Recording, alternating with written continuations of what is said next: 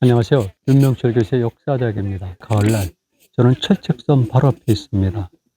여기서 바라보이던 우리 남한 그리고 저 건너편의 북한 지역의 산과 내와 그리고 하늘을 보면 아름답고 평화롭고 그리고 무엇보다도 순합니다. 이렇게 순한 문화를 수천 년간 지속된 우리 민족이 지금 70여 년 이상 이렇게 서로 적대감과 원수의식을 갖고 살아가고 있습니다. 우리는 한민족의 통일이라는 주된 과제를 갖고 있는데요. 저는 이 자리에서 현재 한민족을 둘러싼 동북아시아 정세에 관해서 몇 가지 말씀을 드리겠습니다. 최근 한국 사람들의 관심을 갖는 것은 갑자기 러시아, 북한의 밀접한 관계이고요. 그에 따라서 한동안 냉랭한 관계를 맺었던 중국과 한국 간의 밀월 관계가 지속될 가능성을 보이겠다는 것이죠. 오늘 아침 뉴스에 따르면 중국의 시진핑 주석이 한국을 방문할지도 모른다고 합니다. 이런 것들이 우리에게 어떤 의미를 가지고 있을까요? 정말 굉장히 심각한 일입니다.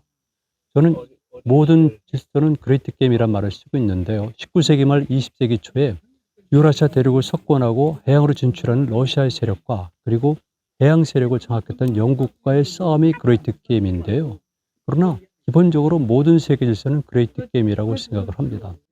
어느 시대에 어느 지역에서든지 그 나름대로의 세계가 있는 것이고요. 그 속에서 관계는 늘 국제적일 수밖에 없다는 것입니다. 저는 근대 이후의 동아시아 질서를 제4차 그레이트 게임이라고 보고 있습니다.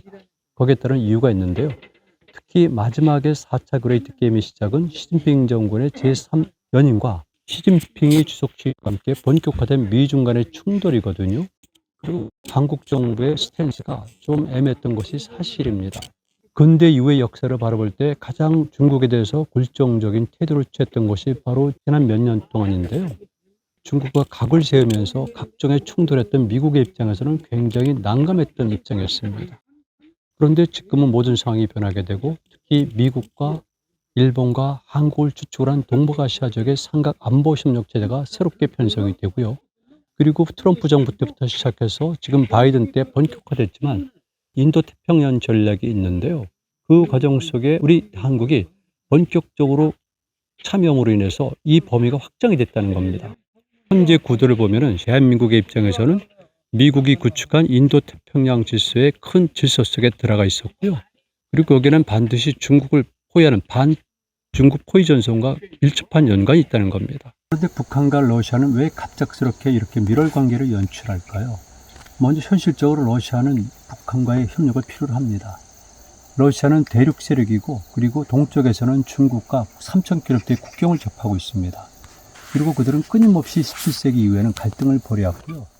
아시겠지만 1860년을 기준으로 해서 오늘날의 연해주 일대의 땅은 청나라로부터 러시아가 빼앗은 것입니다. 그러다 보니까 중국으로서는 동해 진출할 수가 없고 그리고 동아시아 헤게모니 쟁탈전에서 불리한 위치에 있습니다. 반면에 러시아는 이 지역을 장악했기 때문에 동해를 진출해서 태평양으로 나갈 수가 있고 뿐만이 아니라 일본 열도 세력을 압박하고 그리고 사할린, 홋카이도 북부를 놓고 영토 분쟁을 벌이던 일본을 또 다른 면에서 압박할 수가 있습니다. 이런 지정학적 구도는 지금도 변함이 없고요. 러시아가 우크라이나 침공에 거의 실패하는 듯 하면서 이제는 전략을 수정할 수밖에 없는데 그것은 제가 이 전쟁이 일어났던 즉시 신문의 칼럼이나 또는 유튜브를 통해서 말씀드렸듯이 동쪽에서 긴장 관계를 유발시키지 않으면 안 된다는 것이죠. 저는 그래서 일본과 러시아의 소규모 충돌도 생각해 봤는데 그 예측은 들어맞질 않았고요. 그러나 중국이 러시아를 적극적으로 돕지 않을 것이라는 예측은 맞았습니다. 러시아를 제한 많은 나라들이 러시아를 압박하고 있었는데요. 러시아는 당연히 중국의 도움을 요청했고요. 그리고 미국 등등은 중국이 어쩌면 러시아를 도울 수 있으라고 믿었는데 현실적으로는 반대로 시진핑은 러시아를 적극적으로 도와주질 않았습니다. 실질적으로도 도와준 것이 별로 없죠. 그런 과정 속에서 러시아는 다른 생각을 할 수밖에 없었고 그리고 중국을 견제하면서 동시에 미국도 견제하고 일본도 견제할 수 있는 또 하나의 전선을 구축할 필요가 있는데 아직은 충돌은 일어나지 않았지만 역학관계라는 측면에서 당연히 북한 지역과 활발한 관계를 맺을 수밖에 없습니다. 반면에 북한의 입장에서는 상당히 고립되어 있습니다. 미국과 유엔의 제재가 쉽게 풀리지 않고 있거든요. 그런데 믿었던 중국도 사실은 북한 정권을 적극적으로 도와주질 않았다는 겁니다. 그리고 한동안은 남쪽 정부도 북한의 유효적인 정책을 취했는데 현 정부가 들어선 다음에는 북한에서 강공책을 취하고 있습니다.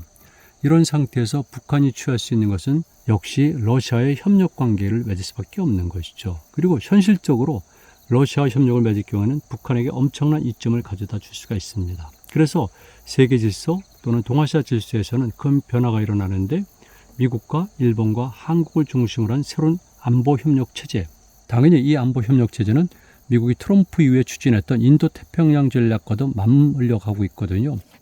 이런 상태가 되고요. 그리고 러시아와 북한의 밀월 관계가 있으니까 중간에 있었던 중국의 입장에서는 굉장히 어려움에 직면하게 된 겁니다. 미국의 제재는 아직도 풀리질 않고요. 그리고 믿었던 한국 정부마저 강공책을 썼고, 그리고 러시아와 북한도 중국에 멀어져가는 모습을 연출하니까 이건 심각한 일이죠.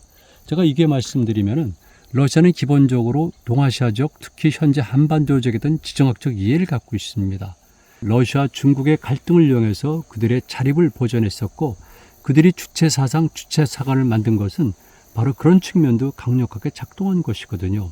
그래서 북한과 러시아가 이렇게 밀월 관계를 보이고 있을 때 중국의 입장에서는 미국과 직접적으로 우호관계를 요구할 수는 없지만 한국과는 비교적 우호관계를 연출할 수가 있는 여지가 있다는 겁니다. 이런 과정 속에서 우리 한덕수 총리가 이번에 중국을 방문하면서 시진핑의 방안을 요청하는 형식을 취했고, 중국에서는 이것을 받아들여서 시진핑의 방안이 실천될 전망입니다.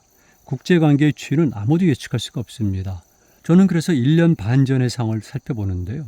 북한의 입장에서도 러시아가 이렇게 자신들에게 우군이 될 줄은 몰랐던 것이고요. 러시아도 큰 틀 속에서는 북한을 지지했겠지만 이렇게 절박하게 북한과의 교류를 원할 줄은 몰랐을 겁니다.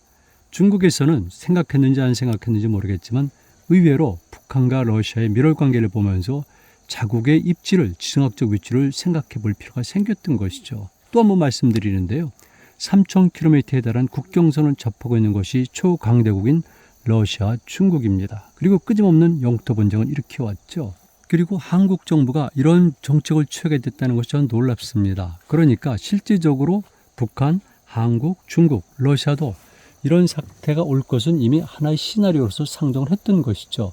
그래서 이런 사태가 오니까 즉각적으로 자신이 수립했던 여러 개의 시나리오 중에서 한 카드를 꺼내서 사용하는 것입니다. 앞으로 추이는 예측할 수가 없지만 현재로서는 한국이 당분간은 아주 유리한 국면으로 들어가는 것이 아닌가, 이런 생각을 바로 이 철책선 앞에서 해본 것입니다.